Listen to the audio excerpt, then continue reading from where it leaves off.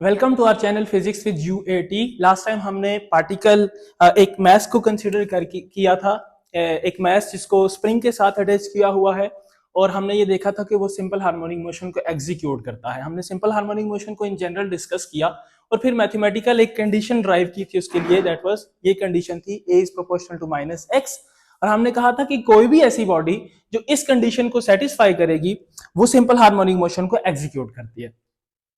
तो आज का हमारा जो लेक्चर है वो उसी पार्टिकल की या उसी मैस की जिसको हमने एक स्प्रिंग के साथ लगा के इसकी मोशन को डिस्कस किया था। आज हमने उसकी मोशन को मैथमेटिकली उसको एनालाइज करना है।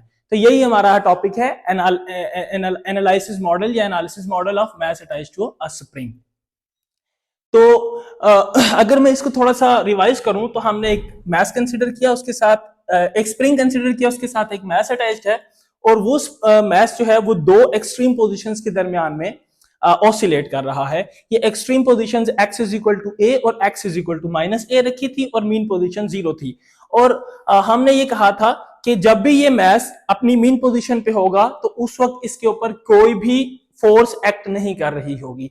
लेकिन जब ये मैस अपनी मीन पोजीशन से किसी एक एक्सट्रीम पोजीशन की तरफ मूव करेगा, either x is equal to a की तरफ या x is equal to minus a की तरफ, तो वो उसमें कोई रिस्टोरिंग फोर्स आ जाएगी जो रिस्टोरिंग फोर्स उस मैस को back toward its original position यानी कि मीन पोजीशन की तरफ पुल करेगी। और हमने इसमें एक्सेलरेशन का एक्सप्रेशन ड्राइव किया था, a is equal to minus k divided by m into x. और सेकंड लॉ के मुताबिक एक्सेलरेशन को हम सेकंड डेरिवेटिव ऑफ पोजीशन लिख सकते हैं। तो एक्सेलरेशन की जगह d2x by dt स्क्वायर लिख सकते हैं। d2x by dt square is equal to minus k divided by m into x. अब लेट सपोज कि ये जो k डिवाइडेड बाय m है, हमें पता है k भी कांस्टेंट है और m भी कांस्टेंट है, तो k डिवाइडेड बाय m को अभी के लिए हम ओमेगा स्क्वायर से लिखेंगे। इसका एक रीजन है, वो बाद में हम जाके डिस्कस करेंगे। तो k डिवाइडेड बाय m को हम अगर ओमेगा स्क्वायर लिखें, यहां से हम इसका स्क्वायर रूट ले रहे हैं, तो omega is equal to k square root of k divided by m लिख सकते हैं। तो इस इक्वेशन को d2x by dt square is equal to minus k divided by m की जगह अगर ओमेगा स्क्वायर लिखूं तो माइनस ओमेगा स्क्वायर x बन जाएगी। ये मेरी एक इक्वेशन बन गई सिंपल हार्मोनिक मोशन एग्जीक्यूट करने के रेलिवेंट जो हमारा मैस अटैच्ड टू स्प्रिंग है। अब हमने इस इक्वेशन का, ये बेसिकली एक डिफरेंशियल इक्वेशन है, इसमें डेरिवेटिव इन्वॉल्व है, तो इस इक्वेशन का सॉल्यूशन निकालना है। तो सॉल्यूशन निकालने के लिए हम ये इस इक्वेशन में देखें, अगर हम सेकंड डेरिवेटिव लेते हैं तो दोबारा से वही पोजीशन x आ जाती है, यानी कि x का सेकंड डेरिवेटिव लिया, दोबारा से x आया। सो दैट मींस कि ये कोई साइनोसॉइडल सॉल्यूशन है विद अ नेगेटिव साइन। तो नेगेटिव साइन साइनोसॉइडल सॉल्यूशन में आता है, हम cos भी ले सकते हैं, हम sin भी ले सकते हैं। तो cos वाला सॉल्यूशन ले लेते हैं। इसका एक जनरल सॉल्यूशन है x is equal to, general solution में cos और sin दोनों लिए जा सकते हैं, या फिर cos ले लो या sin ले लो, तो a cos of omega t plus five. अब सबसे पहला हमारा काम कि हमने ये चेक करना है कि ये जो सॉल्यूशन हमने लिया क्या ये इस डिफरेंशियल इक्वेशन को सेटिस्फाई करता है कि नहीं करता। यानी कि हमने ये चेक करना है कि जो हमने सॉल्यूशन लिया क्या वो ठीक है कि नहीं। तो चेक करने के लिए इस डिफरेंशियल इक्वेशन में हम ये वाला एक्स पुट करेंगे। तो डिफरेंशियल इक्वेशन के लेफ्ट साइड पे d2x by dt स्क्वायर यानी कि सेकंड डेरिवेटिव ऑफ पोजीशन है। पोजीशन कौन सी, ये x is equal to a cos of omega t plus 5। तो सेकंड डेरिवेटिव से पहले हम इसका फर्स्ट डेरिवेटिव लेंगे dx by dt, तो उसमें कॉस जो है उसका डेरिवेटिव साइन में आ जाएगा, ओमेगा यहां से बाहर चला जाएगा। और अगर इसका सेकंड डेरिवेटिव लें तो वो साइन का दोबारा से डेरिवेटिव लेंगे तो वो कॉस बन जाएगा। तो second derivative minus omega square a cos of omega t plus 5। तो चेक करने के लिए हम ये सेकंड डेरिवेटिव को यहां पे पुट करेंगे, x को यहां पे पुट करेंगे और देखेंगे कि क्या ये वही इक्वेशन बन रही है कि नहीं बन रही।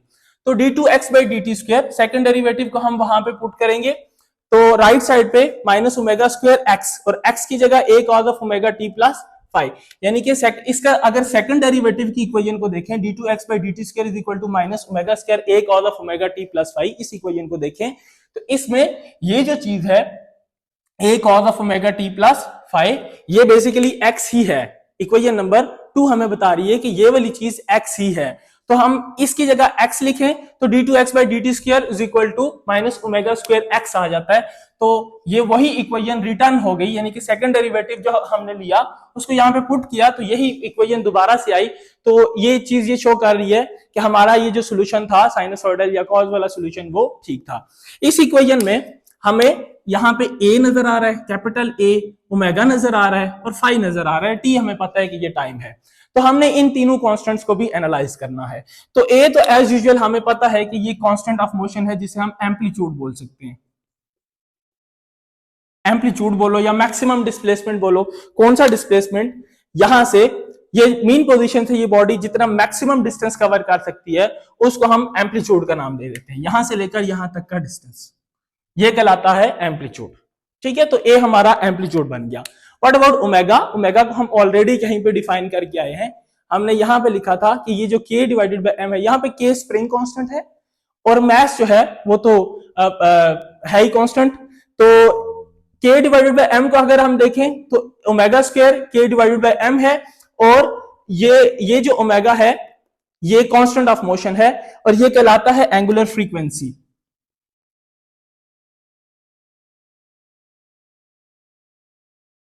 अब ये एंगुलर फ्रीक्वेंसी हमें कहां से पता चला कि ये एंगुलर फ्रीक्वेंसी है? अगर हम इस इक्वेशन को गौर से देखें या इनमें से किसी भी इक्वेशन को गौर से देखें तो यहां पे ओमेगा टी का फैक्टर है और हमें पता है कि कॉज और ये ओमेगा टी का फैक्टर इस कॉज के ब्रैकेट के अंदर है।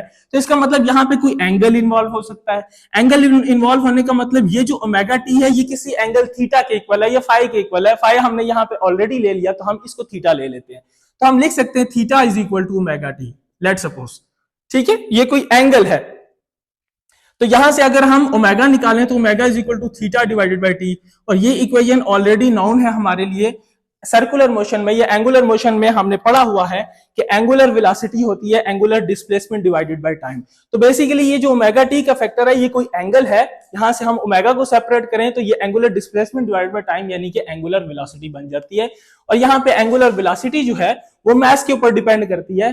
के तो स्प्रिंग कांस्टेंट है तो इसका मतलब अगर मास बढ़ेगा तो एंगुलर वेलोसिटी कम हो जाएगी इसकी, एंगुलर फ्रीक्वेंसी सॉरी, मास बढ़ेगा तो एंगुलर फ्रीक्वेंसी इसकी कम हो जाएगी। और फाई जो है ये भी है, ये फेज कांस्टेंट है, फेज कांस्टेंट है। फाई का जस्ट ये रोल है कि अगर फाई का फैक्टर इसमें इन्वॉल्व होगा तो ये बता रहा होगा कि मोशन अपनी ओरिजिनल मीन या एक्सट्रीम पोजीशन से स्टार्ट होने के बजाय किसी भी रैंडम पोजीशन से स्टार्ट हो रही है। मतलब ना वो मीन से स्टार्ट हो रही है ना वो एक्सट्रीम से स्टार्ट हो रही है। अगर यहाँ पे कॉज वाली फॉर्म हमने ले ली यानी कि हमने पोजीशन को लिया, पोजीशन में कॉज फंक्शन लिया, तो इसमें अगर यहाँ पे फाई का फैक्टर 0 आ रहा है तो ये बताएगा कि ये जो बॉडी है ये अपनी मोशन को एक्सट्रीम पोजीशन से स्टार्ट करेगी क्योंकि कॉज का फैक्टर मैक्सिमम एक्सट्रीम पोजीशन यानी कि 1 से फाई को 0 पुट करेंगे तो कॉज मैक्सिमम होगा। और अगर हमारे पास फाई का फैक्टर साइन के केस में यानी कि हम इस इक्वेशन को साइन वाली फॉर्म में भी ले सकते हैं, साइन के केस में देखेंगे तो वो मोशन अपनी x इज इक्वल टू 0 से स्टार्ट करेगा। So phi is phase constant जो जस्ट ये डिटरमाइन कर रहा है कि बॉडी अपनी मोशन कहां से स्टार्ट कर रही है। और अगर हम इस पूरे फैक्टर को देखें ओमेगा टी प्लस फाई तो ये है phase of the motion, total phase of the motion. अच्छा, अब उसके बाद ये जो हमारे फंक्शंस है x is equal to a cos of omega t plus phi यानी कि हमारा पोजीशन फंक्शन ये एक साइनोसॉइडल फंक्शन है, कॉज की फॉर्म में देखो या साइन की फॉर्म में देखो। और हमें पता है कि साइन और कॉज दोनों पीरियोडिक फंक्शन होते हैं और इनका पीरियड होता है 2 पाई यानी कि ये हर 2 पाई एंगल के बाद अपनी मोशन को रिपीट करते हैं। अगर हम इसके ये साइन का ग्राफ या कॉज का ग्राफ मैंने ड्रॉ किया हुआ है तो कॉज के ग्राफ को देखें तो ये अपनी मोशन को एक मैक्सिमम से स्टार्ट कर रहा है और ये पूरे एक टाइम पीरियड गुजारने के बाद यानी यहां से लेकर यहां तक एक कैपिटल टी ये गुजरने के बाद ये दोबारा से अपनी मोशन को रिपीट करेगा। तो इसका मतलब ये हुआ कि ये जो कॉज है या साइन है ये अपनी मोशन को रिपीट करता है और हमारा ये जो सोल्यूशन है ये भी कॉज वाला है या साइनोसॉइडल है तो ये भी अपनी मोशन को रिपीट करेगा। तो चूंकि ये रिपीट करता है और हम लिख सकते हैं कि phase increases by 2 pi radiance in T. अगर यहां पे फेज 0 है, अगर इस पोजीशन पे फेज 0 है तो यहां पे फेज 2 पाई हो जाएगा। तो हर टाइम पीरियड टी गुजरने के बाद फेज जो है वो 2 पाई रेडियन से इंक्रीज हो जाता है। तो इनिशियली अगर हमारे पास phase omega t plus phi था, ठीक है, और फाइनली ओमेगा टी की जगह टी प्लस टी पुट करेंगे यानी कि टी टाइम पीरियड गुजरने के बाद अब इसका जो फेज है वो 2 पाई रेडियंस इंक्रीज हो जाएगा। तो ये final phase minus initial phase, इन दोनों का डिफरेंस लेंगे तो ये 2 पाई के इक्वल आएगा। यहां से ये ओमेगा टी कैंसल, ये फाई कैंसल, तो सिर्फ ये ओमेगा कैपिटल टी वाला फैक्टर बचेगा और राइट साइड पे 2 पाई। तो हम लिख सकते हैं omega into capital t is equal to 2 pi. यहां से टी को सेपरेट करें तो वो 2 पाई बाय ओमेगा आ जाएगा। और फ्रीक्वेंसी और टाइम पीरियड का रिलेशन हमारे लिए ऑलरेडी नाउन है, हमें पता है कि फ्रीक्वेंसी और टाइम पीरियड एक दूसरे का इनवर्स होते हैं। तो यहां से हम t is equal to 2 pi by omega निकाला था, तो फ्रीक्वेंसी निकालनी है तो वो ओमेगा डिवाइडेड बाय 2 पाई आ जाएगी। तो यहां से क्रॉस मल्टीप्लाई करके यानी कि f is equal to omega by 2 pi, इस 2 पाई को उधर मल्टीप्लाई कर दो तो omega is equal to 2 pi f, या f की जगह 1 बाय t लिख दें तो omega is equal to 2 pi by t आ जाएगा। तो t is equal to 2 pi by omega. अब ये ओमेगा वही वाला ओमेगा है जो हमने यहां पे डिफाइन किया था, omega is equal to square root of k divide by m, जो मैथ्स के साथ वेरी कर रहा था। तो इस ओमेगा को अगर इधर पुट कर दें तो 2 पाई बाय ओमेगा, ओमेगा की जगह square root of k by m आएगा, जो कि ऊपर जाके square root of m over k बन जाएगा। और इसी तरह से फ्रीक्वेंसी अगर हम देखें तो उसमें 1/2 पाई, यानी कि फ्रीक्वेंसी को हम टाइम पीरियड का उल्टा लिख सकते हैं, तो 2 पाई की जगह 1/2 पाई आ जाएगा और square root of m over k उल्टा होकर square root of k divided by m आ जाएगा। तो यहां से ये जो रिलेशन है ये हमें बताता है कि टाइम पीरियड डायरेक्टली प्रोपोर्शनल है मैस के, और फ्रीक्वेंसी जो है ये इनवर्सली प्रोपोर्शनल है मैस के। इस चीज को अगर हम फील करें तो ये मोशन, ये जो मैस अटैच्ड टू स्प्रिंग है, अगर हम इसके मैस को बढ़ा दें तो ये ज्यादा टाइम लेगा अपनी मोशन को एग्जीक्यूट करने के लिए। सो दैट मींस कि टाइम पीरियड बढ़ जाएगा उसका अगर हम मैस को, यानी कि पहले अगर हमने 1 kg मैस लगाया या 500 ग्राम का मैस लगाया तो उसको कोई टाइम लगेगा अपनी मोशन को एग्जीक्यूट करने के लिए, लेकिन अगर हम इसके मैस को डबल कर देते हैं तो उसको डबल टाइम पीरियड लगना शुरू हो जाएगा अपनी उसी मोशन को एग्जीक्यूट करने के लिए। एंड सिमिलरली फ्रीक्वेंसी मैस के इनवर्सली प्रोपोर्शनल है, तो अगर हम मैस को बढ़ा देंगे तो वो कम ऑसिलेशंस करेगा, यानी कि फ्रीक्वेंसी जो है वो मैस के इनवर्सली प्रोपोर्शनल रहेगी। और अगर हमारे पास चूंकि ऑलरेडी वेलोसिटी और एक्सेलरेशन की एक्सप्रेशंस ड्राइव्ड हैं, तो हम इन वेलोसिटी और एक्सप्रेशन के मैक्सिमम्स को डिस्कस करेंगे कि इनकी मैक्सिमम क्या क्या वैल्यूज हो सकती हैं। लास्ट वीडियो में हमने ये देखा था कि मैक्सिमम एक्सेलरेशन कहां पे अपीयर होता है और मिनिमम एक्सेलरेशन कहां पे अपीयर होता है, इस साइनोसॉइडल या सिंपल हार्मोनिक मोशन में। तो इसकी सिर्फ मैथमेटिकल फॉर्म जो है वो रह गई थी। तो मैथमेटिकल फॉर्म हम देखें, वेलोसिटी का एक्सप्रेशन हमने, वेलोसिटी एक्चुअली इसी डिस्प्लेसमेंट का डेरिवेटिव ये हमने ड्राइव किया हुआ है minus omega a sine of omega t plus five. dx by dt को हम वेलोसिटी लिख देंगे, वो minus omega a sine of omega t plus 5। अब हमें पता है कि साइन की जो मैक्सिमम वैल्यू होती है वो 1 होती है, या साइन की जो टोटल वैल्यू वो -1 से 1 तक वेरी करती है। -1 लेस देन और equal to sine theta and less than और इक्वल टू 1। तो इसका मतलब क्या हुआ कि अगर हम इसकी मैक्सिमम वैल्यू कंसीडर करें तो वो यहाँ पे 1 आएगी। तो यहां से वेलोसिटी जो है वो ओमेगा ए के इक्वल आएगी। नेगेटिव साइन ये डायरेक्शन को रिप्रेजेंट कर रहा है। तो अगर हम इसका सिर्फ मैग्नीट्यूड देखें तो वी मैक्स जो है वो ओमेगा ए के इक्वल आएगा। तो ये मैक्सिमम वेलोसिटी का एक्सप्रेशन है। और मैक्सिमम एक्सेलरेशन की एक्सेलरेशन का एक्सप्रेशन हम ऑलरेडी डिराइव करके आए हैं। Second derivative of position acceleration है, वो माइनस ओमेगा स्क्वायर ए और कॉस के साथ वेरी कर रहा है।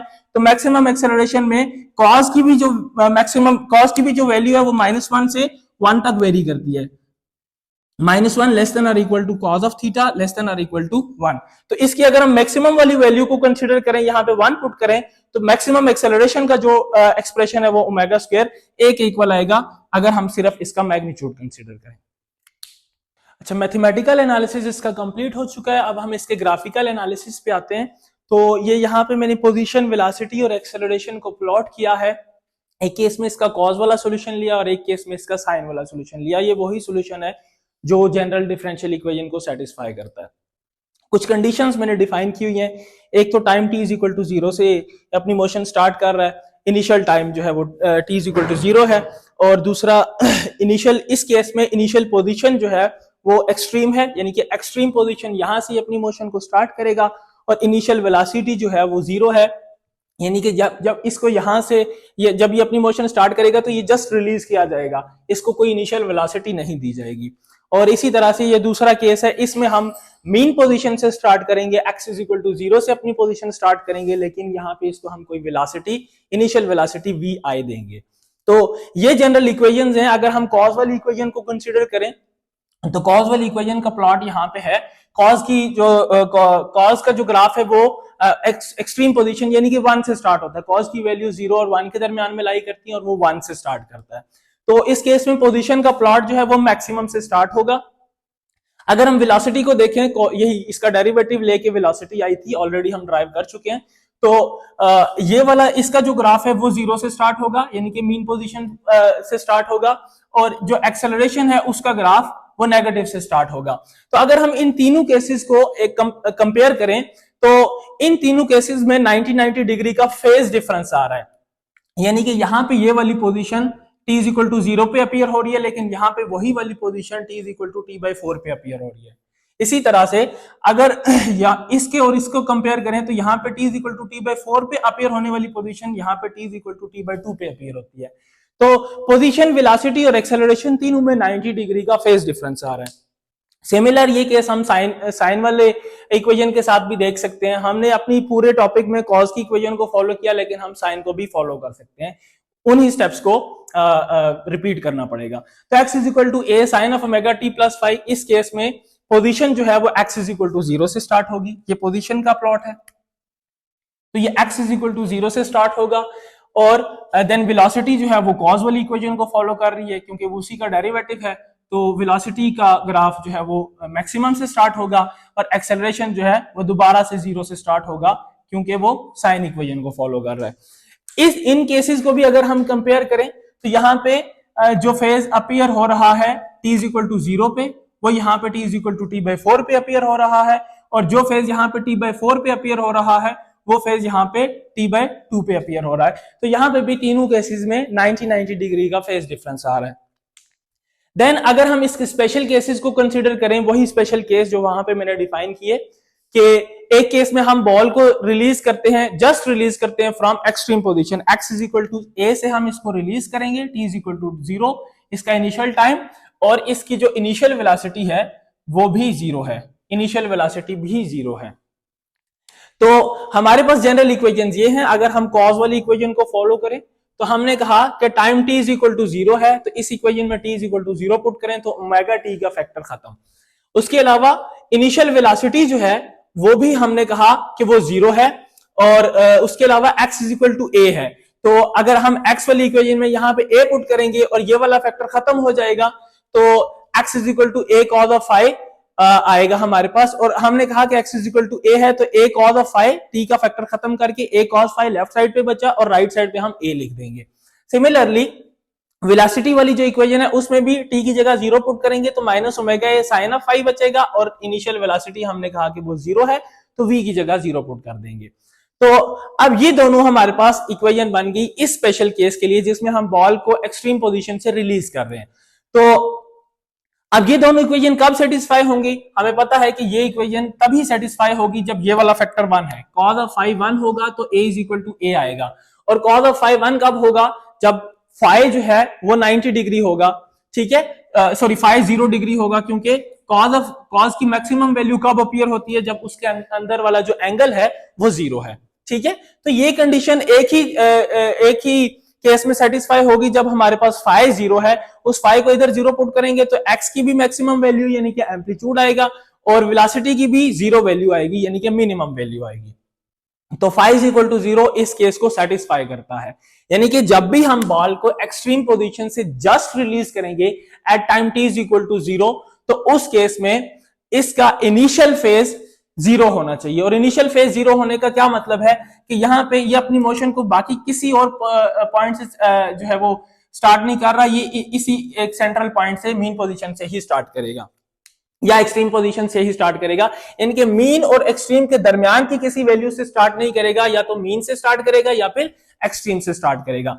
इसका दूसरा केस, उसमें हम जो है वो बॉल को रिलीज करते हैं from mean position at x is equal to 0, और इसको खाली रिलीज नहीं करते बल्कि इसको कोई इनिशियल वेलोसिटी भी देते हैं। पहले केस में हमने इसको एक्सट्रीम से रिलीज किया था, इसको कोई वेलोसिटी नहीं दी थी। अब हम बॉल को मीन से मूव करवाएंगे लेकिन इसको कोई इनिशियल वेलोसिटी भी देंगे, लेकिन टाइम इनिशियल जो है वो 0 ही लेंगे। तो इस केस में भी अगेन यही वाली equation x is equal to a cos of omega t plus 5 अगर हम लेते हैं तो t is equal to 0 put करें, ओमेगा t का फैक्टर खत्म, x is equal to a cos phi एक साइड पे बचेगा, और हमने कहा कि इनिशियल जो पोजीशन है वो 0 है, तो राइट साइड पे 0 आ जाएगा। और जस्ट इस इक्वेशन में हमने ये वाली कंडीशंस इस इक्वेशन में पुट की हैं, x is equal to a cos of omega t plus five में हमने वो वाली कंडीशंस पुट की हैं। सिमिलरली इसकी वेलोसिटी वाली equation v is equal to minus omega a sin of omega t plus five, इसमें भी अगर हम ये वाली कंडीशंस पुट करें, यानी कि इनिशियल वेलोसिटी 0 है, सॉरी इनिशियल वेलोसिटी की कोई वैल्यू है vi, तो इस v की जगह vi पुट कर दें, t की जगह अगर हम 0 पुट कर दें तो राइट साइड पे minus omega a sine of five बचेगा और इनिशियल वेलोसिटी vi। तो ये कंडीशन भी तभी सेटिस्फाई होगी जब हमारे पास फाई की वैल्यू या तो प्लस पाई बाय टू है या माइनस पाई बाय टू है, क्योंकि फाई की वैल्यू जब भी पाई बाय टू होगी तब ये वाला फैक्टर जो है वो मैक्सिमम होगा और ये वेलोसिटी भी इसकी कोई ना कोई वैल्यू आएगी।